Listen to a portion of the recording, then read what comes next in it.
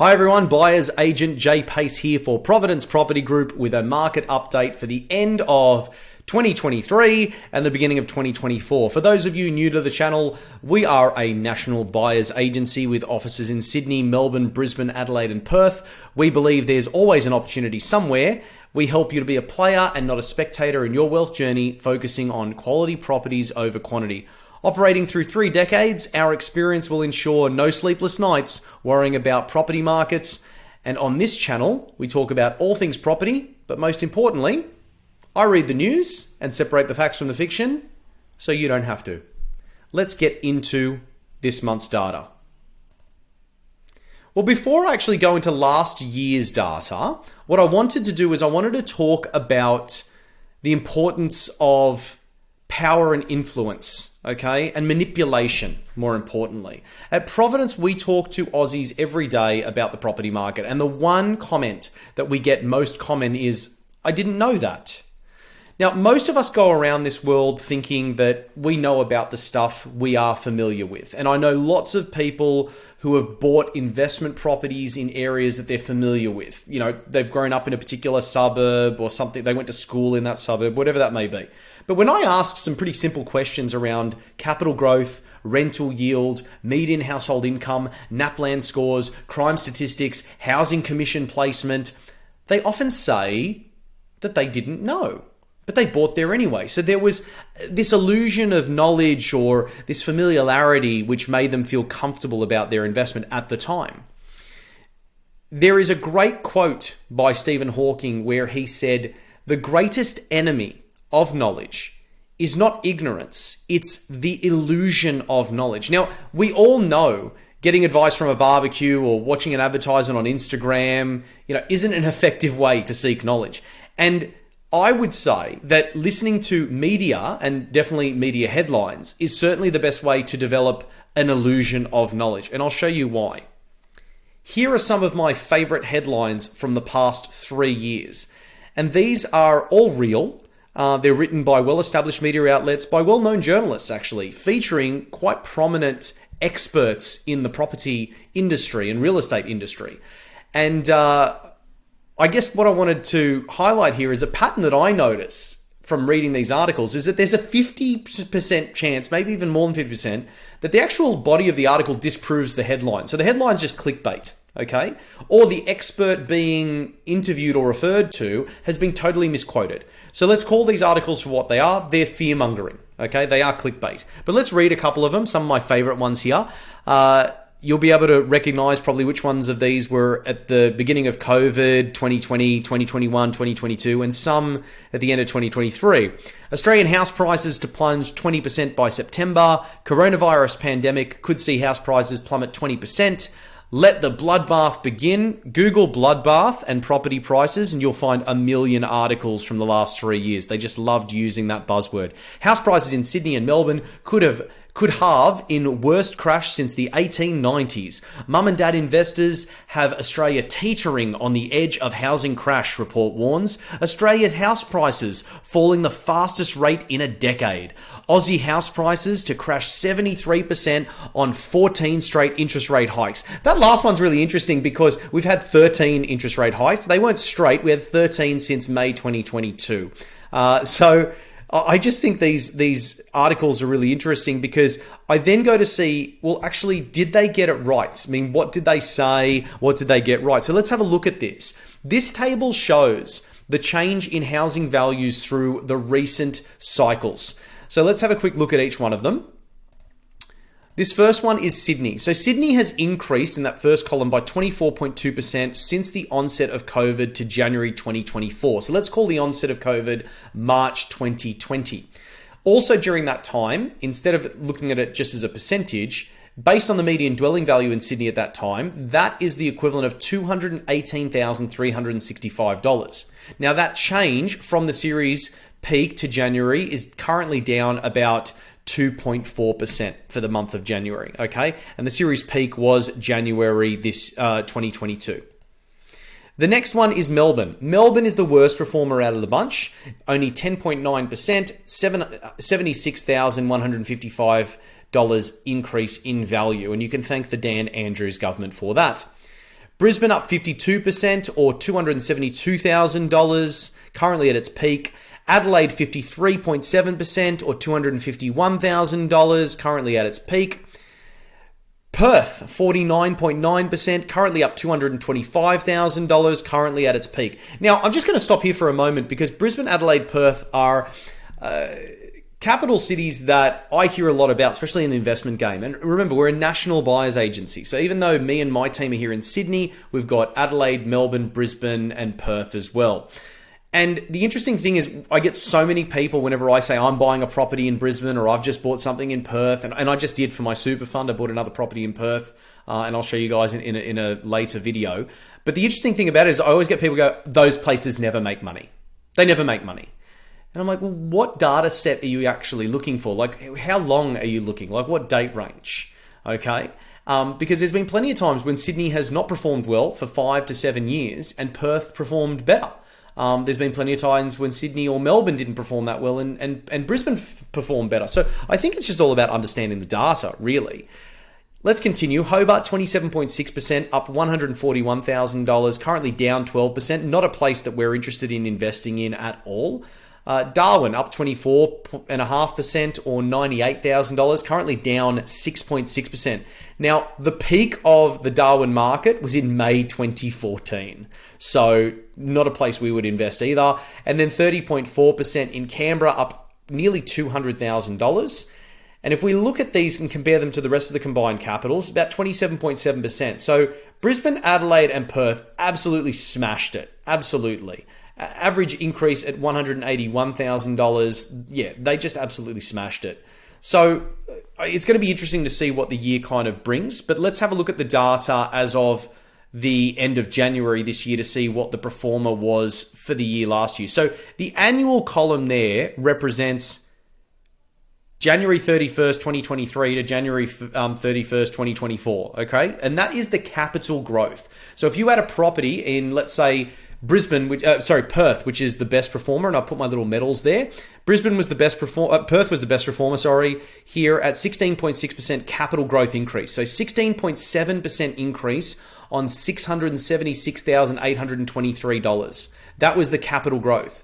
Plus rental yield gives you a total return of 22.2% return on your money here. Next, Brisbane, second place, 14.8% capital growth. Plus rental yield gives us a 19.5% return on our money at $796,818. Side note, Brisbane recently overtook Melbourne in regards to their median dwelling value, which I think is interesting. And when I say median dwelling value, I'm talking about unit, house, townhouse combined.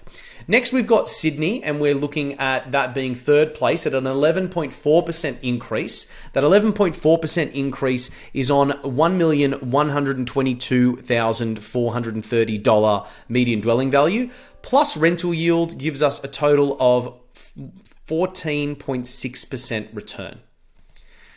Next, let's have a look at the national sales numbers. And I think this is very important because we need to know exactly how much stock's on the market. Supply or oversupply is the enemy of price growth.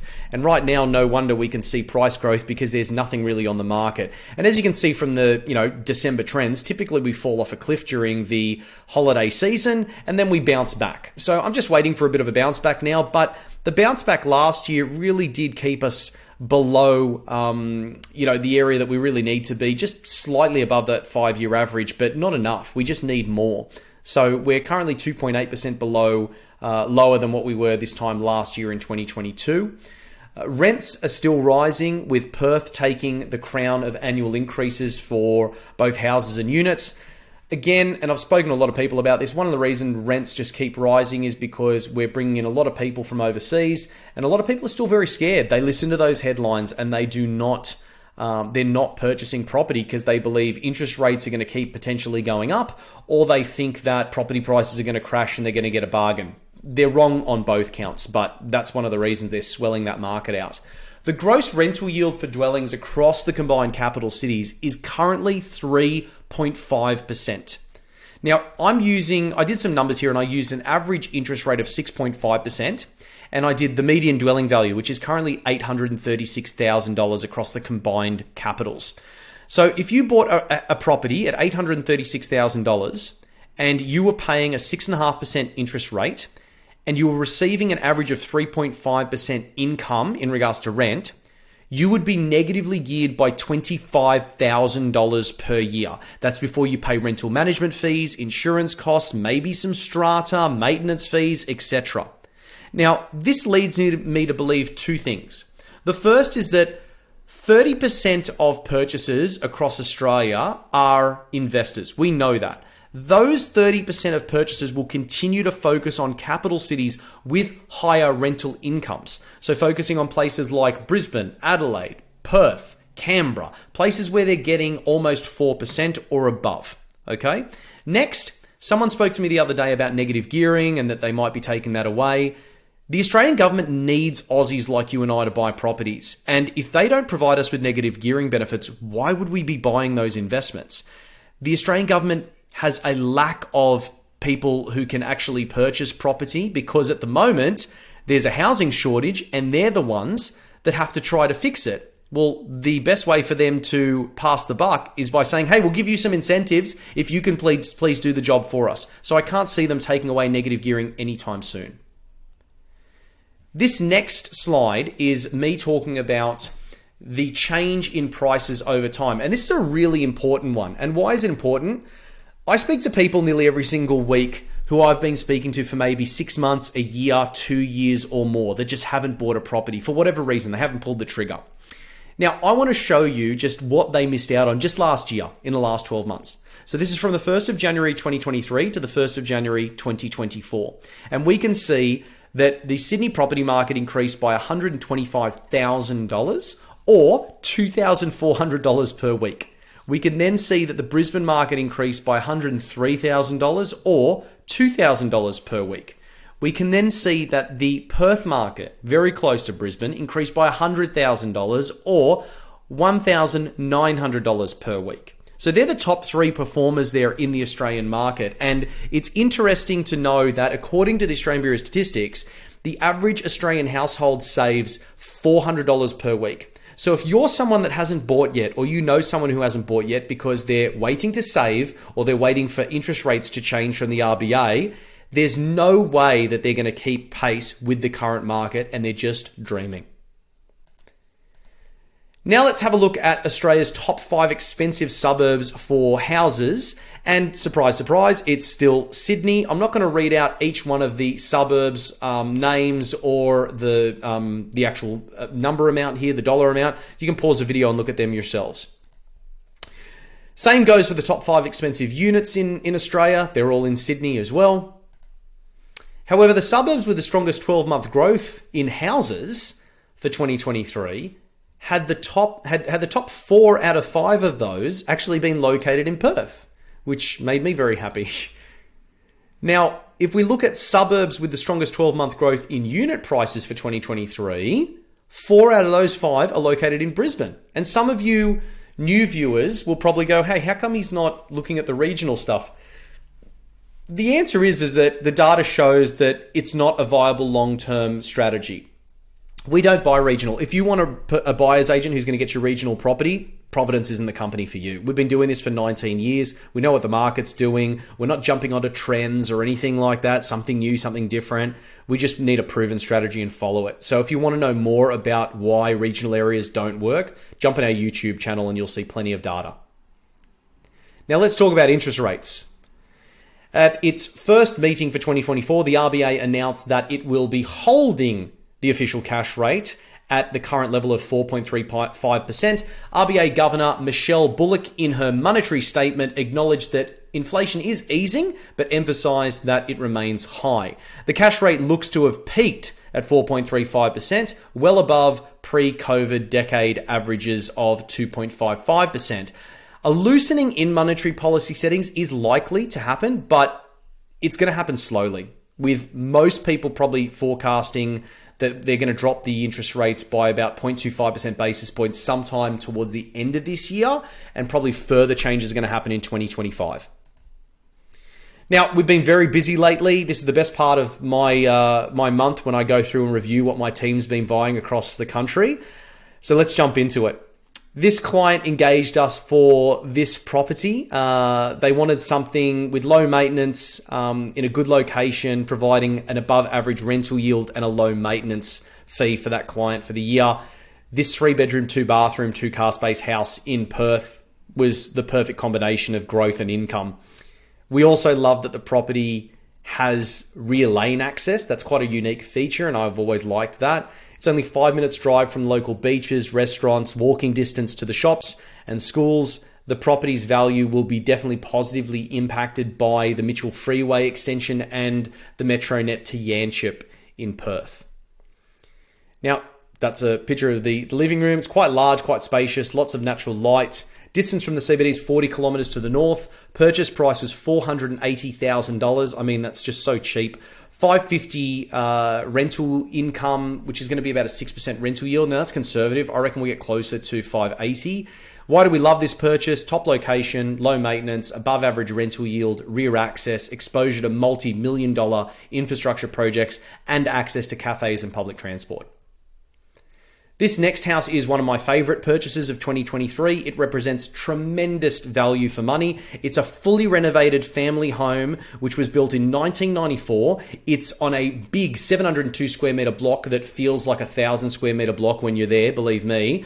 And it's a corner block actually, right next to a park. So again, it just feels massive, and you'll notice that from some of the photos too. They've got a really beautiful outdoor area, really nice entertainment spot. They've put artificial grass throughout the property, and on a 700 square meter block, I quite appreciate that because mowing 700 square meters of grass is not going to be fun. The interiors are stunning. I love the windows. There's a heap of natural light here. The entertainment area is awesome for parties. It's fully covered. You can use it year round.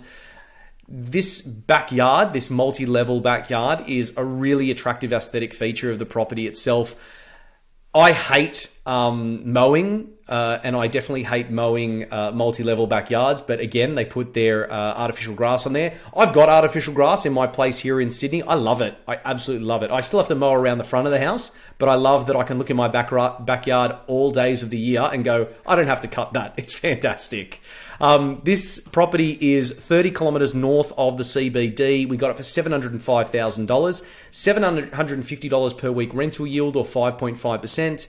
Beautiful house on a large block in a great location. It's a property that has true owner-occupier appeal. When we go to sell this property, we're going to have no problems whatsoever. It represents tremendous value. It's in a strong growth location with a super tight vacancy rate. It's my favorite property of the year, I think.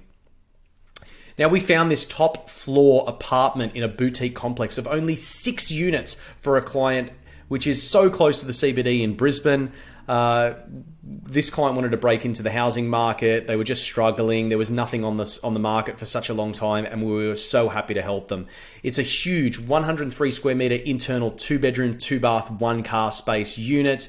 The layout for me, when it comes to 2-bedroom units, I'm really looking for a few things. The first thing is natural light, so I want lots of windows. The second thing is I love having the bedrooms as far away from each other as possible. One up there, one down there. That's perfect. I love this design. It just makes it easier if you would like to one day sublet the unit and have a roommate and then not be in each other's hair. So it really is quite attractive. That's the balcony there. Again, you can see they're not looking onto any other unit blocks or anything like that. It's just other Queenslander homes. So it's in a suburb where it's not really well known for its high-rise units. So I'm really happy with it. It's only 7 kilometers from the CBD. We bought it for $605,000. Amazing. Conservative rental amount. I mean, again, this is an owner-occupier, but realistically, $550 is a conservative amount. I reckon we get more, probably closer to $580. 4.7% rental yield. It's strong growth location, large and modern internals, super tight vacancy rate, very low maintenance. I love it. Great walkability too. Now, we had the privilege, this is the last one. So I showed you Perth, I showed you Brisbane, and now I'm bringing you back home to where I am in Sydney. We had the privilege of helping one of our clients who was referred to us by one of their family members who bought an investment property. And this client was looking to purchase a home. And he had been renting for many years. and was at a stage where he just wanted some stability, just wanted to purchase his own property. And the client had a very tight budget for Sydney, and the market at the time was going up $2,400 per week. So there was a lot of pressure, but we wanted to make the client feel like, they were being listened to, we understood what they needed. So we helped them locate, assess, and negotiate a property in the suburbs that met their criteria.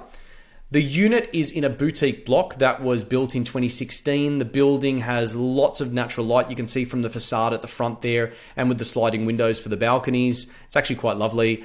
For those of you that are familiar with Sydney, where I am, the unit is situated in the waterside community of Wentworth Point, just a short distance from Sydney Olympic Ferry Wharf, the footbridge connecting to roads, and the forthcoming Wentworth Point Town Centre and Primary School. Now, you'll see actually my head's in the way, let me move it. You'll see here that in the background, there's actually a high-rise building in the back, and this is a little bit far away. This is probably closer to about 18, 20 stories. Now, Wentworth Point is quite well known for its high density, which is one of the reasons why I don't love it. But I did really like this property because it was much lower density. It made a lot more sense for the client, and the layout's actually quite amazing. So let's have a look at the layout here.